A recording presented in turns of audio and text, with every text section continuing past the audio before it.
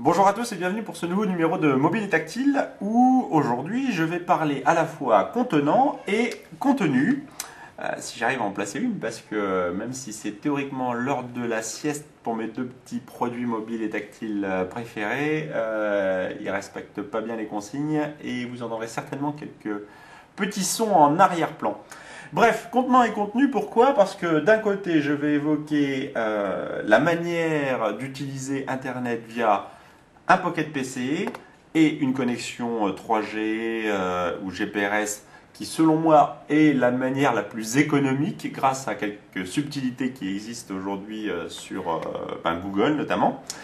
Et puis, donc ça c'est pour le contenant. Et pour le contenu, je vais vous parler un petit peu des principaux sites sur lesquels je vais traîner mes guêtres, plus en tant qu'observateur. Je ne participe pas ou très peu, mais quelques sites de référence pour moi et qui, j'espère, seront dans votre playlist ou en tout cas dans vos favoris sur Internet, Firefox ou je ne sais quoi, dans les jours prochains.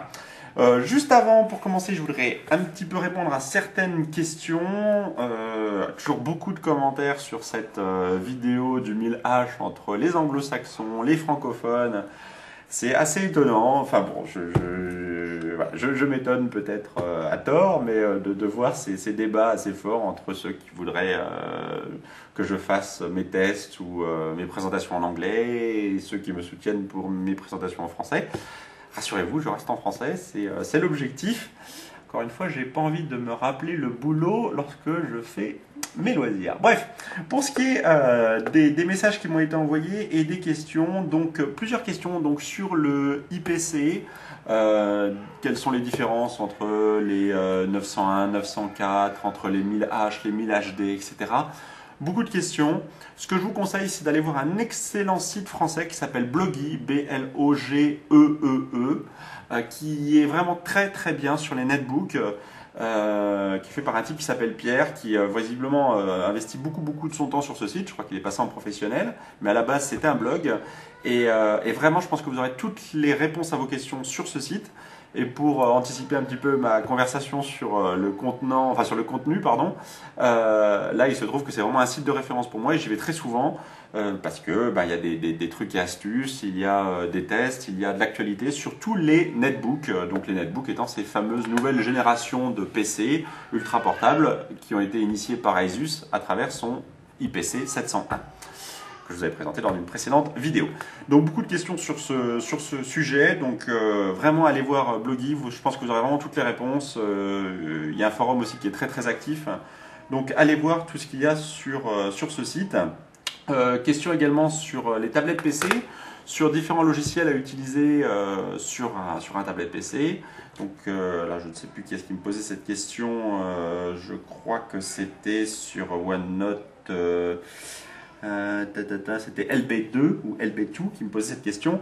Quel logiciel génial? Je suis intéressé à m'acheter un tablette PC pour à des fins d'enseignement. Qu'auriez-vous à me suggérer? Excellente vidéo en passant. Bref, sur tout ce qui est tablette PC, allez voir un autre site qui fait partie aussi de mes sites de référence, qui est Tablette PC Corner, que j'ai plusieurs fois évoqué au cours de mes vidéos. Vous trouverez les liens sur le blog. Là encore une fois un site qui est animé par une personne qui s'appelle Stéphane, qui lui aussi est féru de tous ces produits, qui en plus je pense en parle avec un angle très très professionnel. Et je pense que si vous n'avez pas la réponse à vos questions sur le site, passez par le forum qui lui aussi est très actif à travers certains moments, dont l'administrateur de ce site, HP Clean, donc pour ne pas le nommer. Donc allez-y, là vous aurez toutes les réponses à vos questions. Et typiquement sur le type de logiciel qui sont des must-have qu'il faut avoir sur tablette PC ou UMPC, là il y a des listes assez fournies, que ce soit PDF Annotator, que ce soit OneNote, que ce soit Evernote, que ce soit ArtRage, que ce soit des C-Display pour lire des BD, enfin bref, allez faire un tour. Il y a également beaucoup d'add-ins, d'outils complémentaires pour Firefox qui vous sont proposés et qui vont vous permettre d'avoir une utilisation optimisée pour vos tablettes PC. Donc allez faire un tour sur ce site, Tablette PC Corner, un site français, comme Blogeee d'ailleurs, vraiment très très très très bien. je ne saurais trop vous recommander d'aller faire un petit saut. Avant de revenir donc, sur la liste des sites de référence, que ce soit pour les environnements, enfin pour les produits mobiles et tactiles au sens large, à savoir tablette PC, PDA, Pocket PC, smartphone, etc. Donc je vais y revenir dans quelques instants. Juste comment accéder justement à ces sites par l'intermédiaire, enfin à ces sites ou à d'autres sites par l'intermédiaire de votre Pocket PC ou autres produits mobiles. Alors, il est vrai que depuis quelque temps, à travers un certain nombre de forfaits, que ce soit des forfaits Illimitix pour SFR ou des forfaits iPhone pour Orange, enfin bref, il y a un certain nombre de forfaits qui permettent d'accéder maintenant à Internet de façon quasi illimitée.